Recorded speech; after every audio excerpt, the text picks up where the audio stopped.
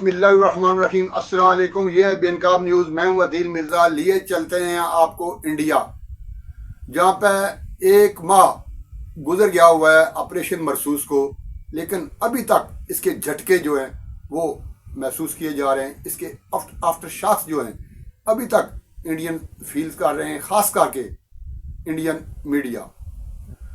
आपको याद होगा कि 9 और 10 मई की दरमियानी शब पाकिस्तान ने जो जवाबी वार किया था भारत पे और तबाही मचा दी थी भारत के तूलो अर्ज में, उस मौका पर भारतीय मीडिया अपनी जनता से मुसलसल झूठ बोल रहा था।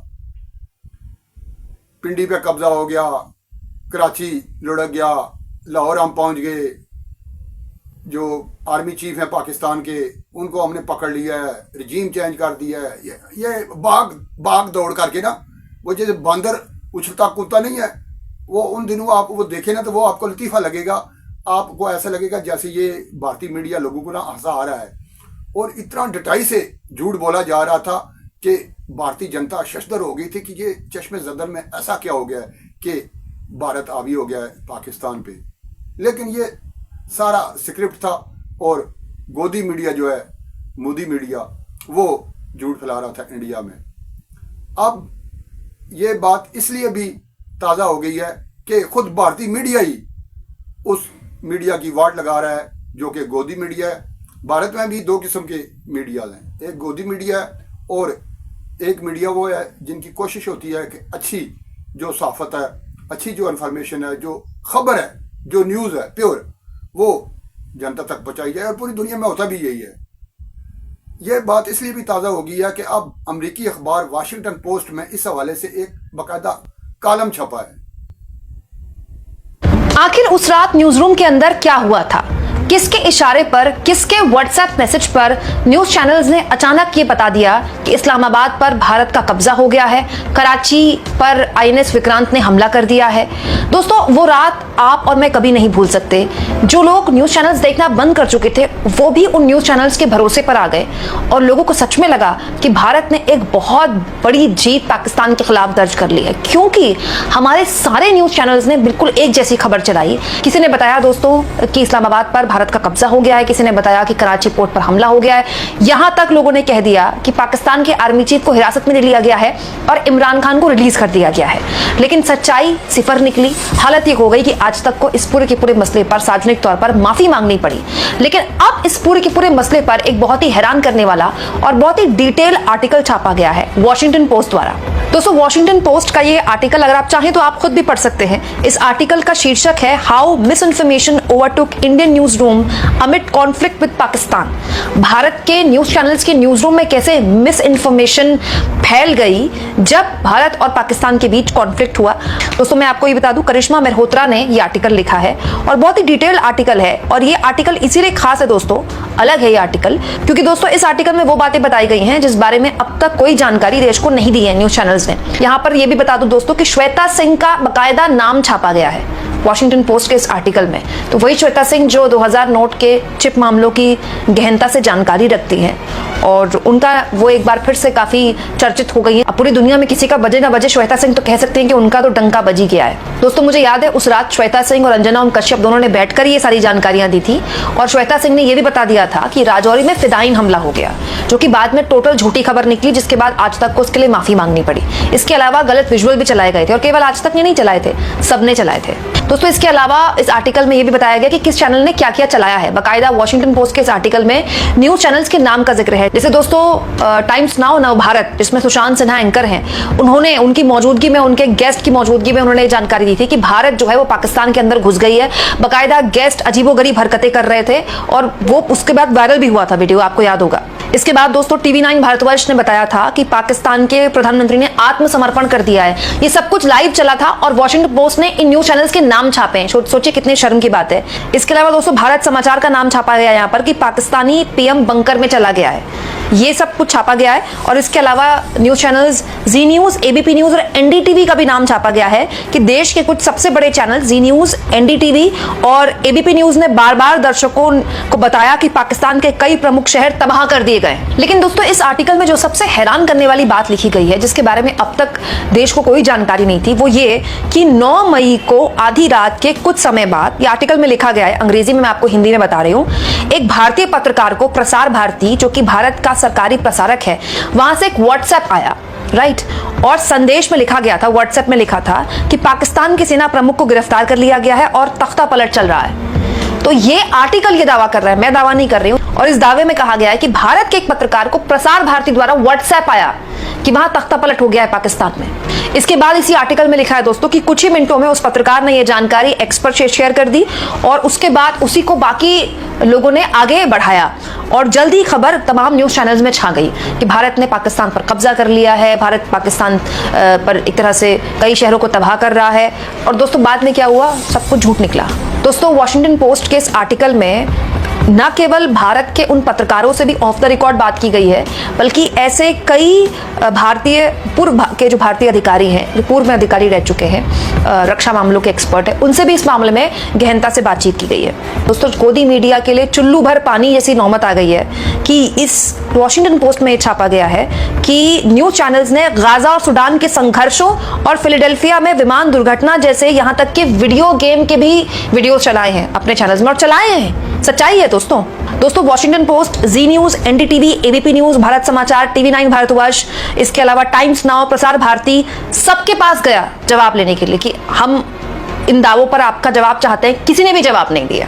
क्या जवाब देंगे दोस्तों? इस आर्टिकल में एक अंग्रेजी चैनल के में काम करने वाले एक पत्रकार ने बिना अपना नाम छापे जो अपने अंदर की पीड़ा बताई है, वो ये है कि इस न्यूज रूम में पत्रकार संघर्ष के दौरान तथ्यों की जांच के अभाव से निराश थे। पत्रकारिता अब बस वो चीज बन गई है जो आपके व्हाट्सएप पर किसी से भी आ जाए। ये एक प्रमुख अंग्रेजी चैनल में काम करने वाले एक पत्रकार ने वॉशिंगटन पोस्ट को बताया है, इस शर्त पर कि उसका नाम ना छापा जाए। वो कहता है कि आज के दौर की पत्रकारिता बस ये रह गई कि आपको व्हाट्सएप आएगा और आपने वो चलाना है। और तो और दोस्तों, एक नेटवर्क के कर्मचारी ने बिना अपना नाम बताए वॉशिंगटन पोस्ट के इस आर्टिकल में अपनी व्यथा जाहिर करते हुए कहा है कि चैनलों में बुरे फिक्शन राइटर्स का कब्जा हो गया है। वो जो कहानियां लिखते हैं वो भी बुरी कहानियां लिखते हैं, उन्होंने पूरा कब्जा कर लिया है चैनल्स में। दोस्तों, इसी आर्टिकल पे श्वेता सिंह, 2000 के नोट में चिप मामलों की जानकार, उनका बकायदा नाम लिखकर उल्लेख किया गया है और कहा गया है कि श्वेता सिंह, जो कि इंडिया टुडे की एक लोकप्रिय एंकर हैं, ने ऑन एयर घोषणा की कि कराची 1971 के बाद अपना सबसे बुरा सपना देख रहा है। उस वर्ष की ओर बकायदा उन्होंने इशारा करते हुए बताया था कि ये बहुत ही विनाशकारी युद्ध उस वक्त हुआ था। सच्चाई है, 1971 में युद्ध विनाशकारी हुआ था, लेकिन उसकी तुलना यहाँ पर श्वेता सिंह करते हुए देख रही है कि उसके बाद जो सबसे बुरा सपना है कराची, वो आज देख रहा है कि पाकिस्तान को पूरी तरह से खत्म कर देगा। और अब इस पूरे के पूरे मसले पर जब वॉशिंगटन पोस्ट ने श्वेता सिंह से कांटेक्ट किया कि आपने ऑन एयर ये बात बोली थी, कोई आप कमेंट करना चाहती हैं, तो उन्होंने टिप्पणी देने से इनकार कर दिया। दोस्तों, पूरी जिम्मेदार पत्रकारिता निभाई है वॉशिंगटन पोस्ट ने, क्योंकि जिन जिन के बयान उन्होंने छापे हैं बाकायदा उनसे क्रॉस चेक करने की कोशिश की है, किसी ने जवाब नहीं दिया है। दोस्तों, कुछ हिंदी अखबारों का भी यहाँ पर उल्लेख किया गया है, नाम नहीं छापा गया लेकिन बताया गया है, क्योंकि दोस्तों जो न्यूज चैनल ने छापा अगले दिन सुबह उठ के कई हिंदी अखबारों ने भी वो छापा, सब गलत निकला। हालांकि दोस्तों, इस आर्टिकल में सरहद पार की फेक न्यूज भी फैलाई गई। पाकिस्तान में भी खूब फेक न्यूज चली है, वहां की मीडिया भी खूब फेक न्यूज चला रहा है, अभी भी चला रहा है। लेकिन हम पाकिस्तान नहीं है ना, we are not banana republic. हम अपना कंपैरिजन पाकिस्तान से थोड़ी करेंगे। दोस्तों, यहाँ मैं आपको बता दूं, एनडीटीवी के एक रिपोर्टर की वीडियो भी उन दिनों खूब वायरल हुई थी, जिसमें उनका माइक ऑन रह गया था, एनडीटीवी के रिपोर्टर का, और वो अपने ऑफिस में बात कर रहे थे, लेकिन उनको पता नहीं था कि उनका माइक ऑन रह गया है। वो अपने ऑफिस से बात कर रहे थे कि पहले आप कहते हो अपडेट दो, फिर कहते हो गलत खबर क्यों दे दी, क्योंकि उन दिनों खूब गलत खबर चला रहे थे ये लोग। रिपोर्टर को पता नहीं था कि वो लाइव है, उनकी माइक ऑन रह गया है, तो रिपोर्टर की झुंझलाहट दिखी थी उस वक्त, उसका यहाँ पर उल्लेख किया गया है। दोस्तों, इस आर्टिकल में ये भी लिखा गया है कि जो प्रेस कॉन्फ्रेंस थी भारत की आर्मी द्वारा या भारत सरकार द्वारा, वो बहुत कम की गई। इसकी वजह से जो एक गैप भरा ना, उस गैप को एंकर्स ने भरने की कोशिश की। अब दोस्तों, इसको लेकर बहुत से लोग अलग अलग तरह के तर्क देते हैं कि हमने अगर कोई गलत खबर चला भी दी तो पाकिस्तान को फायदा पहुंचाने वाली तो नहीं चलाई ना, भारत के खिलाफ तो नहीं चलाई ना। बकायदा सुशांत सिन्हा ने इसको लेकर एक वीडियो बनाई अपने यूट्यूब चैनल में, और उस वीडियो को बीजेपी ने शेयर किया कि हमने गलत खबर अगर चला ली मान लो, तो बॉस, ये गलत खबर पाकिस्तान को फायदा पहुंचाने वाली तो नहीं थी, लेकिन इसने भारत की मीडिया के जरिए भारत के लोगों को छला है। दोस्तों, होता क्या है कि जब आपका मीडिया सही जानकारी देता है तो उस वक्त तो विदेशी मीडिया के पास देखिए उतने रिपोर्टर्स और इतने एंकर्स तो हो नहीं सकते, उतना बड़ा पूरा एक जाल तो हो नहीं सकता रिपोर्टर्स का, जितना बड़ा जाल रिपोर्टर्स का भारत के चैनल्स के पास है। अगर भारत के चैनल्स विश्वसनीय रिपोर्टिंग करते तो जो विदेशी मीडिया है वो भारत के चैनल्स पर निर्भर होती खबर चलाने के लिए। लेकिन अब देखिए विदेशी मीडिया खबर क्या चला रहा है कि भारत के न्यूज चैनल्स ने कितनी गलत खबर चलाई। हैरानी इस बात की है कि इसको सुशांत सिन्हा जैसे लोग डिफेंड कर रहे हैं। वो कह रहे हैं कि बॉस अगर गलत खबर चला दी तो क्या हो गया, पाकिस्तान को इसका फायदा तो नहीं मिल गया ना, भारत के खिलाफ तो नहीं चलाई ना। भाई पाकिस्तान में आपके न्यूज चैनल्स के स्पूफ चल रहे हैं, आपके न्यूज चैनल्स का मजाक उड़ाया जा रहा है खुलेआम। कि क्यों हो रहा है? क्योंकि आपने मौका दिया ना उनको। और तो और दोस्तों, अंजना कश्यप ने तो बकायदा एक पूरा पोस्ट लिखा है सोशल मीडिया में जिसको उन्होंने पिन किया हुआ है कि एक नैरेटिव चलता है भारत और पाकिस्तान के बीच, अगर युद्ध सेनाएं लड़ रही थी तो एक इंफॉर्मेशन का भी नैरेटिव चलता है। दुखद तो यह है कि हमारे अपनों ने हम पर उंगली उठाई, ये वक्त है एक बात बोलने का। भाई एक बात तो देश बोल ही रहा था ना दोस्तों। मुझे एक बात बताइए, जो 4 दिन इस देश ने भीषण सैन्य संघर्ष के देखे हैं, पूरा देश एक था, ना कोई जाति में बटा, ना कोई धर्म में बटा, सब एकमुश्त भारत की सेना के साथ खड़े थे।